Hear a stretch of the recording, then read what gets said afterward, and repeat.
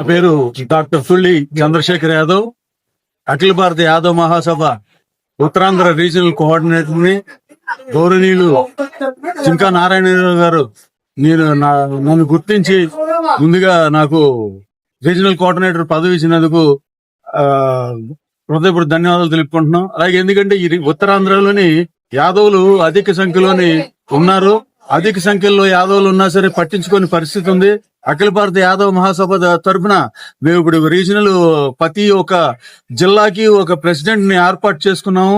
జిల్లా ప్రెసిడెంట్ కింద మళ్ళీ కమిటీలు ఏర్పాటు చేస్తాము. ఆల్రెడీ నియోజకవర్గానికి ఒక ఇన్ఛార్జ్ ని కూడా మేము ఏర్పాటు చేసుకున్న కొన్ని నియామకాలు జరిగినాయి నారాయణరావు గారి ఆధ్వర్యంలో.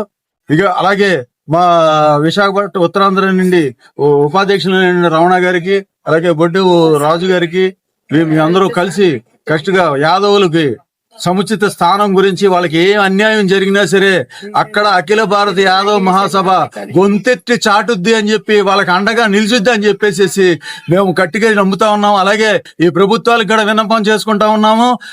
ఏదైతే మా కాటమ మహారాజు ఉన్నారో మార్కాపురానికి కాటమరాజు పేరు పెట్ట తీరాల్సిందే. లేదంటే యావత్ ఆంధ్ర రాష్ట్రమే కాదు, ఈ రోజున మీరు చూసినట్టయితే తెలంగాణలో యాదవ్ అయినా సరే బిడ్డ అయినా సరే మేము అక్కసును ఆంధ్రాలో చేర్చుకున్నాము. అలాగే మా ఈ కాటమరాజు పేరు పెట్టేంత వరకు ఉభయ తెలుగు రాష్ట్రాలు కూడా పోరు చేస్తామని చెప్పి యాదవులు అని మనస్ఫూర్తిగా ఉన్నారు. అందుకని రాష్ట్ర ప్రభుత్వాలు మేము విన్నవించుకుంటున్నాము, హెచ్చరిస్తున్నాము. లేకపోతే ఏ రకంగా మీరు తీసుకోండి, మార్కాపురానికి కాటమరాజు పేరు పెట్టకపోతే యాదవులు మొత్తం ఇది ఆత్మాభిమానంగా పోరు కింద స్టార్ట్ అయ్యి ఉప్పినగా తయారయ్యక ముందే మీరు నిర్ణయం తీసుకోవాలని చెప్పి రాష్ట్ర ప్రభుత్వాలను హెచ్చరిస్తా ఉన్నాం.